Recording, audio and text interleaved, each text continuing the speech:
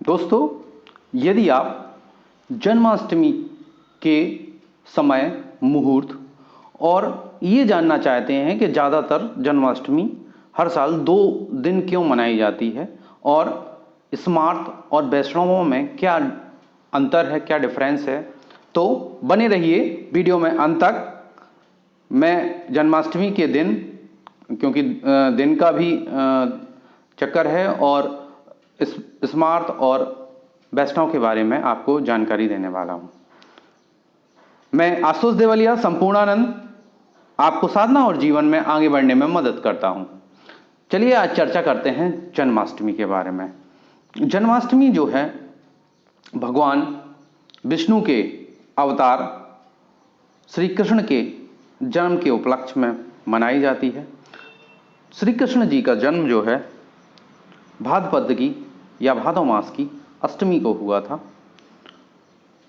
रात्रि में 12 बजे ठीक, और नक्षत्र का नाम था रोहिणी।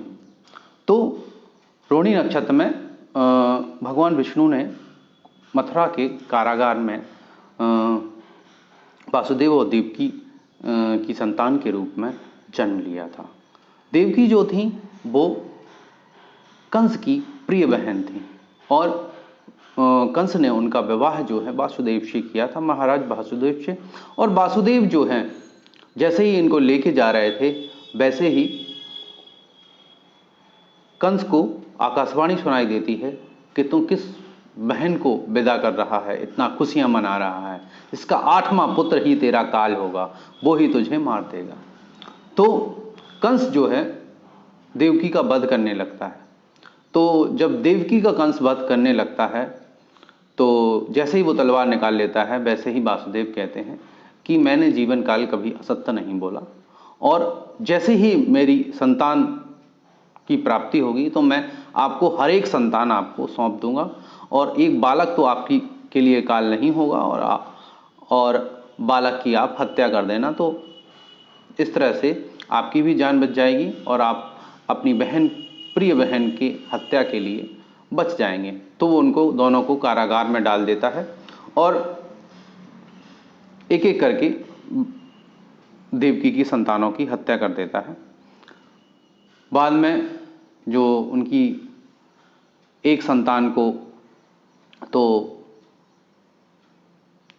बलदाऊ के रूप में, हलषष्ठी आज है, उनका जन्म हुआ था, बलदाऊ के रूप में ट्रांसफ़र करके ले जाती हैं देवी, और दूसरी जो संतान थी वो जो है योग माया से बदल देते हैं वासुदेव जी। तो अब अपन चर्चा करते हैं कि इस साल कृष्ण जन्माष्टमी में अष्टमी कब है। तो अष्टमी जो है 11 तारीख को, 11 अगस्त को 9:06 से आ रही है, और जो 12 अगस्त को 11:16 तक रहेगी। तो 2 दिन हो गए। और रोहिणी नक्षत्र जो है वो दोनों ही तिथियों में नहीं आ रहा है। रोहिणी नक्षत्र 13 तारीख को आ रहा है, तो इस साल रोहिणी नक्षत्र नहीं रहेगा जन्माष्टमी के दिन।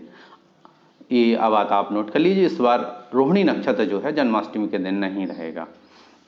दूसरी बात, अब जन्माष्टमी कब मनाएं, तो इसके लिए जो विधान है वो स्मार्त और वैष्णवों के लिए अलग अलग है। स्मार्त उस दिन जन्माष्टमी मनाते हैं जिस दिन अष्टमी लग जाती है, या 12 बजे का समय जिस दिन होता है, 12 रात्रि में 12 बजे अष्टमी जिस दिन होती है, स्मार्त उसी दिन मनाते हैं।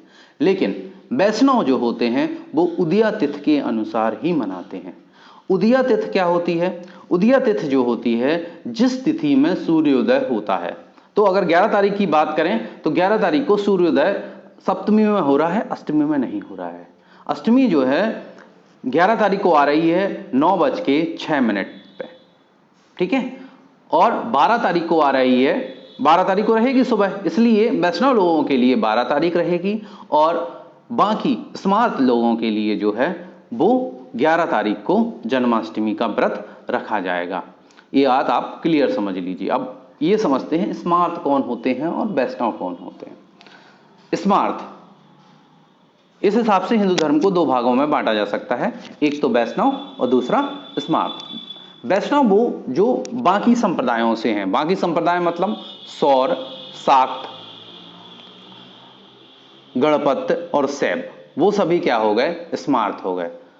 ठीक है, स्मार्त जो हो गए, बाकी सब हो गए। और जो लोग वैष्णव गुरुओं से या वैष्णव संप्रदाय से दीक्षित हैं वो वैष्णव होते हैं। वैष्णव संप्रदाय से आपने अगर दीक्षा ले रखी है तो आप वैष्णव होते हैं। वो एकादशी का व्रत रखना जरूरी होता है, गले में जो है कंठी माला पहने रहते हैं तुलसी की बनी हुई, वो तुलसी की बनी हुई गले में कंठी माला पहने रखते हैं। अब वैष्णव जो हैं वो चार संप्रदाय मुख्य हैं, जिसमें श्री संप्रदाय, ब्रह्म संप्रदाय, रुद्र संप्रदाय और सनक कुमार का कुमार संप्रदाय या सनत संप्रदाय। तो इसमें श्री संप्रदाय जो है वो विष्णु भक्ति महालक्ष्मी के द्वारा शुरू किया जाता था। इसमें जो मुख्य ऋषि हुए हैं वो रामानुजाचार्य हुए हैं, इसलिए ये संप्रदाय आजकल रामानुज संप्रदाय के नाम से जाना जाता है। दूसरा है ब्रह्म संप्रदाय, इसको चतुरानंद ब्रह्मदेव जी ने शुरू किया था, इसलिए ब्रह्म संप्रदाय कहलाता है। इसके जो मुख्य आचार्य हुए हैं वो माधवाचार्य हुए हैं, इसलिए ये माधव संप्रदाय कहलाता है। तीसरा है रुद्र संप्रदाय, जो शिव के द्वारा शुरू हुआ है। तो रुद्र संप्रदाय के जो प्रमुख आचार्य हुए हैं वो आचार्य वल्लभाचार्य हुए हैं, और ये वल्लभ संप्रदाय के रूप में आजकल फेमस है। चौथा है कुमार संप्रदाय, जिसके जो है परिवर्तक जो थे वो सनक कुमार जी थे, और इसके जो हैं आचार्य जो हैं मुख्य निम्बकाचार्य जी हुए हैं। निम्बक इसलिए ये निम्बार्क संप्रदाय के नाम से जाना जाता है। इसके अतिरिक्त ब्रह्म माधव गौड़ेश्वर गौड़ी संप्रदाय भी है, और रामानंदी संप्रदाय जी है, जो रामानंद जो कबीर के गुरु थे वो संप्रदाय रामानंदी संप्रदाय के रूप में माना जाता है। ठीक है, गौड़ी संप्रदाय में चैतन्य महाप्रभु है। इस्कॉन जो है आज, इस्कॉन जो आज सबसे ज़्यादा कृष्ण का प्रचार करते हैं, उनके जो गुरु थे वो इसी सिस्टम को मानते हैं। वो ब्रह्म माधव गौड़ेश्वर ने गौड़ी संप्रदाय शुरू किया था, तो उनके हिसाब से वो चलते हैं। इसमें चैतन्य महाप्रभु थे मुख्य, और शील प्रभुपाद भी इसी से आते हैं। इस्कॉन जो है इसी संप्रदाय का ही अंग है। ठीक है, वो अलग मान सकते हैं, लेकिन वास्तविकता में जो परंपरा चली आ रही है वो इस्कॉन की यही है।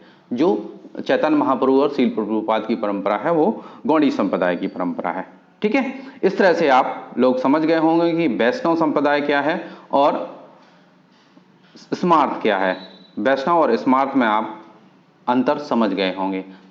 कृष्ण का जो जन्म का मुहूर्त रहेगा वो 12:11 तारीख को। ज़्यादातर लोग जो हैं स्मार्त हैं, इसलिए उनके लिए 11 तारीख ही रहेगी। 11 तारीख को रात में, जब 12 तारीख लग जाएगी, रात में 12:04 से 48 मिनट का मुहूर्त है। उस समय आप कृष्ण जी की पूजा कर सकते हैं। उसमें आप उनका पूजन, पंचोपचार, बाल लड्डू गोपाल जो आते हैं उनकी मूर्ति का आप पंचोपचार कर सकते हैं। बहुत सारे लड्डू, बर्फी, पपैया, ये सब चीज़ों से पूजा की जाती है। उसके बाद व्रत खोला जाता है पूजा के बाद, और दिन भर पारायण रखा जाता है, व्रत रखा जाता है। तो ये आपको मेरा मुख्य जो था दोनों संप्रदाय के बारे में बताना और मुहूर्त के बारे में आपको जानकारी देना था। यदि आपको वीडियो पसंद आया हो तो लाइक कीजिए, शेयर कीजिए और सब्सक्राइब कीजिए। जय माई की।